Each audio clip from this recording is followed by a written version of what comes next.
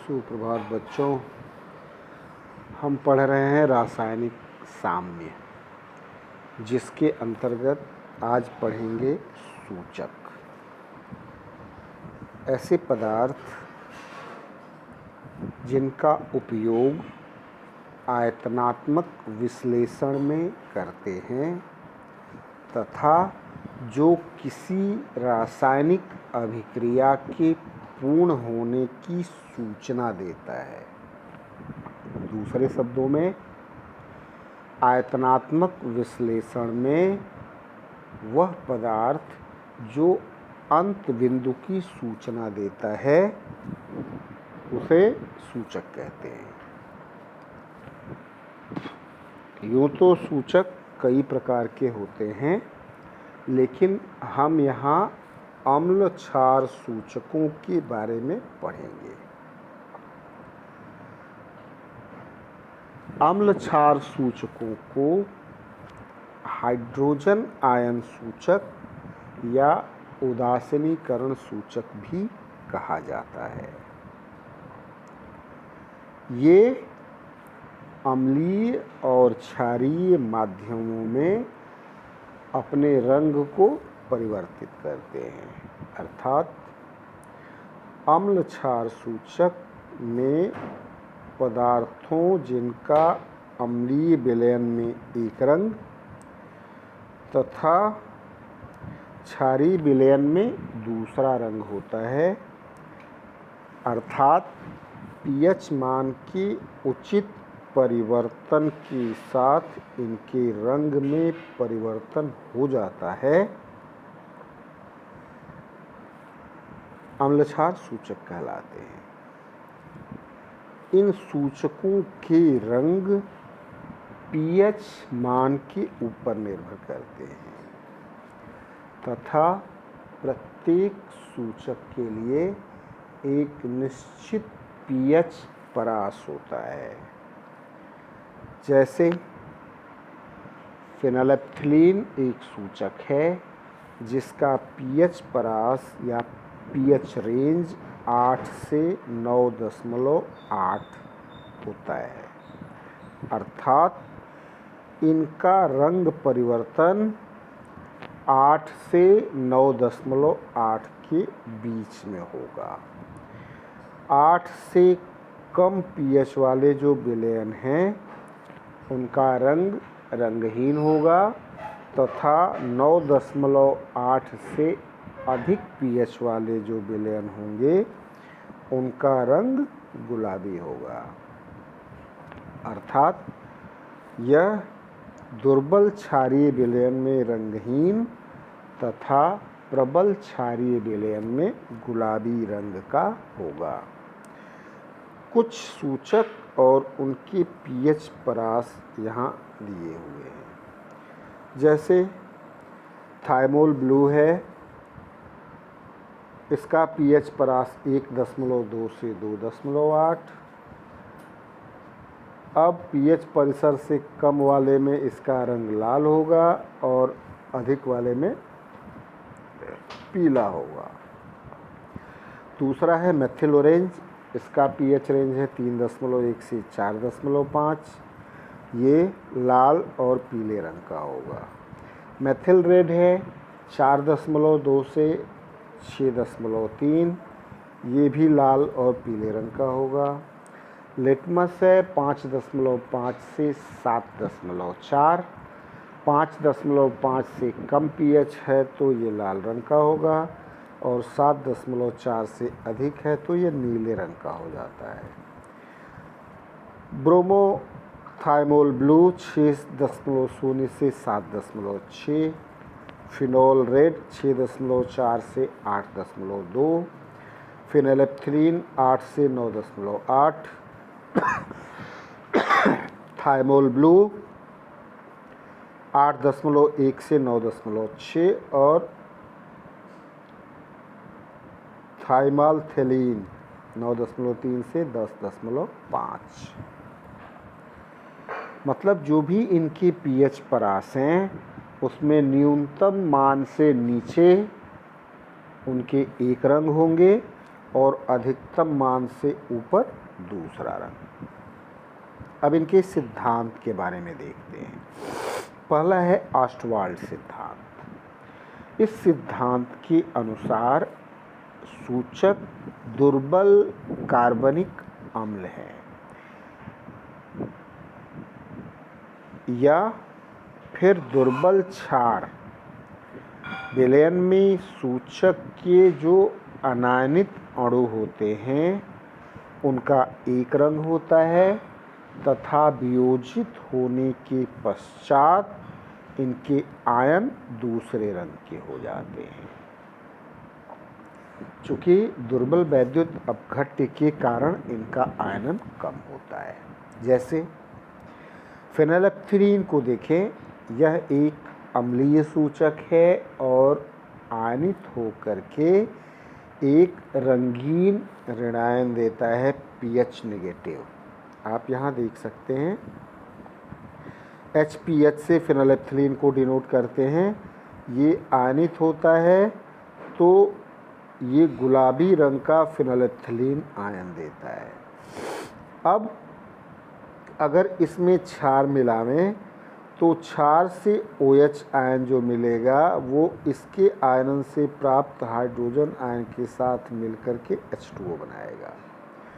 और यह जो फेनोल्फथलीन आयन है यह सोडियम के आयन के साथ क्रिया करके सोडियम फेनोल्फथलेट बनाता है जो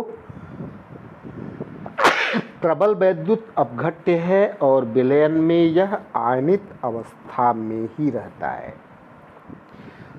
फेनोल्फथलीन आयन चूँकि क्षारीय माध्यम में आता है इसलिए क्षारीय माध्यम में फेनोल्फथलीन गुलाबी रंग का हो जाता है। ऐसे ही अगर मेथिल ऑरेंज को देखें तो यह एक क्षारकीय सूचक है और इस क्षारकीय सूचक में आयनित होने के बाद यह लाल रंग का रंगीन धनायन देता है MeOH as reverses to Me positive plus OH negative. अगर इसमें अम्ल मिलाते हैं तो अम्ल के द्वारा दिया गया हाइड्रोजन आयन इसके हाइड्रोक्सिल आयन से क्रिया करके पानी बनाता है।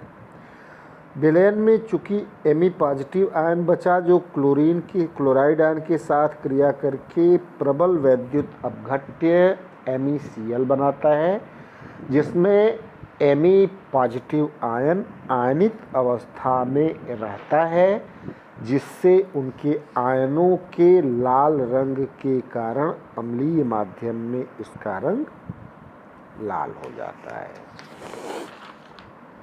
तो ये था ऑस्टवाल्ड का सिद्धांत। अब हम दूसरा सिद्धांत देखेंगे जो है क्विनोइड सिद्धांत। इस सिद्धांत के अनुसार जितने भी सूचक हैं अम्ल क्षार की अभिक्रियाओं में ये सभी एरोमेटिक कार्बनिक यौगिक होते हैं और ये एरोमेटिक कार्बनिक यौगिक कम से कम 2 चलावैवी रूपों में रह सकते हैं। इनका एक रूप अम्लीय माध्यम में और दूसरा रूप क्षारीय माध्यम में होता है। इनके एक रूप की संरचना बेंजीन की तरह की होती है इसलिए उसको बेंजीनॉइड स्वरूप कहते हैं। इसके दूसरे स्वरूप की संरचना क्विनोन की तरह की होती है इसलिए उसको हम कहते हैं क्विनोइड स्वरूप। बेंजीनॉइड स्वरूप का रंग हल्का एवं क्विनोइड स्वरूप का रंग गहरा होता है। माध्यम परिवर्तन के साथ ही ये बेंजीनॉइड से क्विनोइड और क्विनोइड से बेंजीनॉइड संरचना में परिवर्तित होते हैं जिससे इनका रंग भी परिवर्तित होता है। अब उदाहरण के तौर पर देखते हैं फेनोल्फथलीन है। ये है फेनोल्फथलीन। इसकी जो पहली संरचना है इस पहली संरचना में आप देखो ये 3 रिंग है, ये तीनों की तीनों रिंग बेंजीन की तरह की है, इसलिए इसको बेंजीनॉइड स्ट्रक्चर कहते हैं। इसका रंग रंगहीन होता है। जब इसमें क्षार मिलाते हैं, ऊपर देखिए क्षार मिलाया जा रहा है, तो क्या होगा, इन तीनों संरचनाओं में से एक संरचना यहाँ पे यह क्विनोन की तरह की हो गई, और क्विनोन की तरह की होने के पश्चात इसका संरचना क्विनॉइड हो गई, और यह लाल रंग का या गुलाबी रंग का हो जाता है। तो क्षार मिलाने पर यह गुलाबी रंग का हो गया। अगर इसमें अम्ल मिला देंगे तो उल्टा होगा, ये गुलाबी रंग से रंगहीन हो जाएगा। मतलब माध्यम परिवर्तन के साथ ही ये अपना संरचना में परिवर्तन करते हैं, जिससे ये एक रूप से दूसरे रूप में परिवर्तित हो जाते हैं तथा इनका रंग भी परिवर्तित हो जाता है। अगर मेथिल ऑरेंज को देखें तो इस मेथिल ऑरेंज में आप संरचना को देखिए,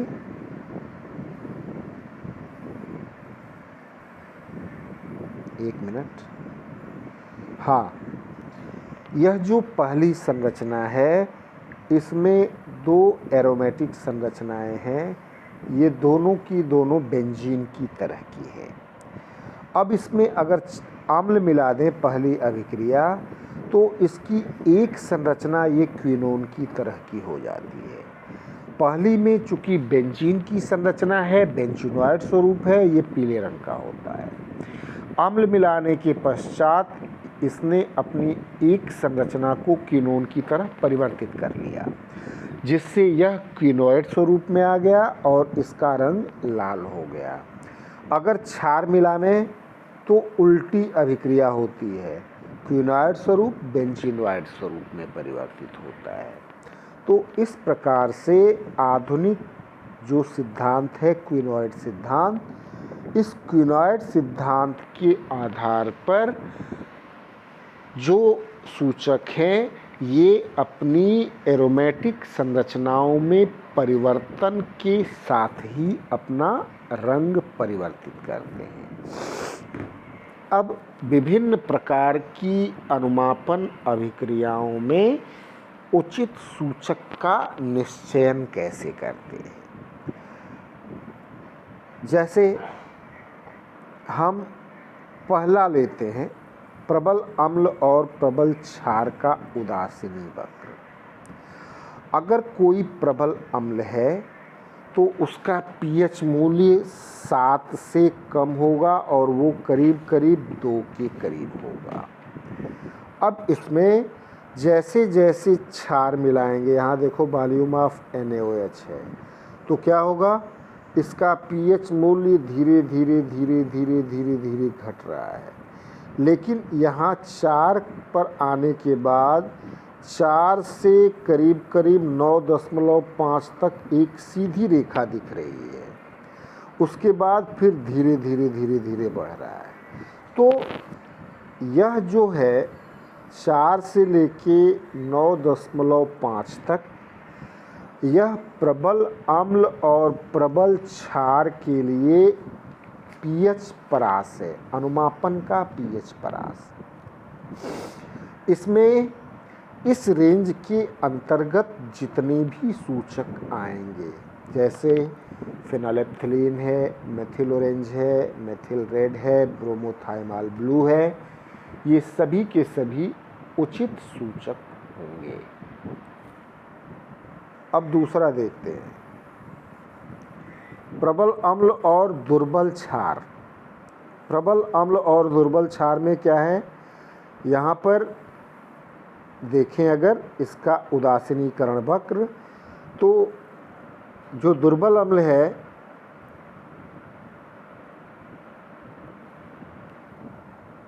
प्रबल अम्ल और दुर्बल क्षार, इसमें जब HCl और अमोनियम हाइड्रोक्साइड का अनुमापन करते हैं तो इसका जो pH रेंज है आप देखो ये है, इतने में है, मतलब इसका pH परास जो है वो करीब करीब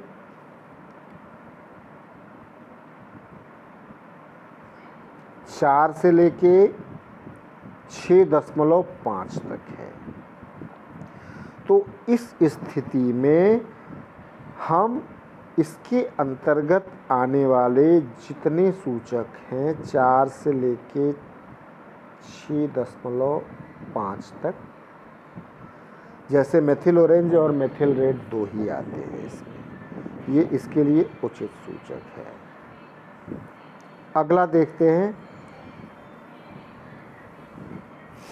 दुर्बल अम्ल और प्रबल क्षार का अनुमापन।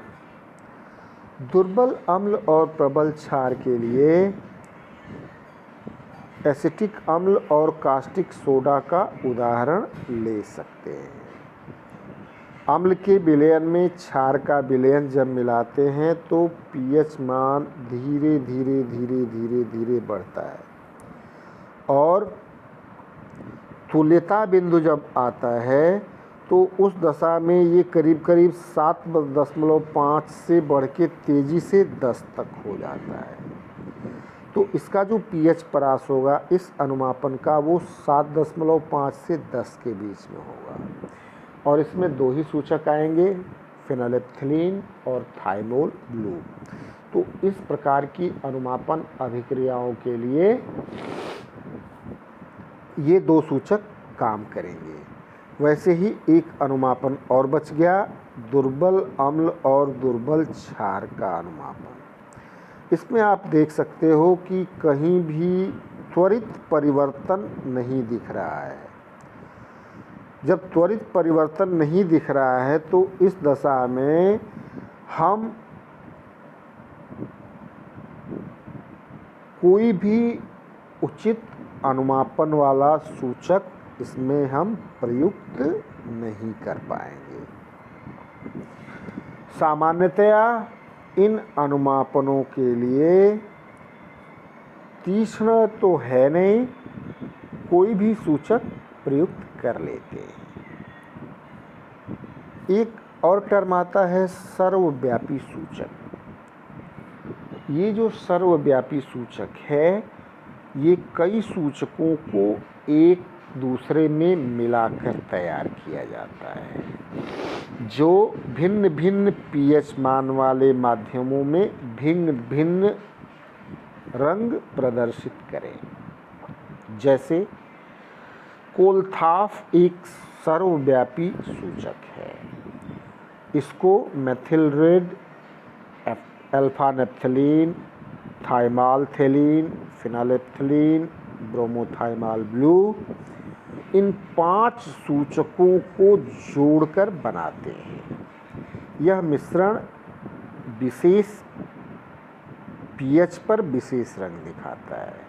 pH 4 पर लाल, 5 पर नारंगी, 6 पे नींबुई, 7 पर हरा, 8 पर हरा, 9 पर नीला हरा, 10 पर नीला बैगनी, 11 पर लाल बैगनी रंग प्रदर्शित करता है। तो इस सूचक का उपयोग सभी प्रकार के अनुमापन की अभिक्रियाओं में कर सकते हैं। तो ये था सूचक के सिद्धांत और उचित सूचक का निश्चयन।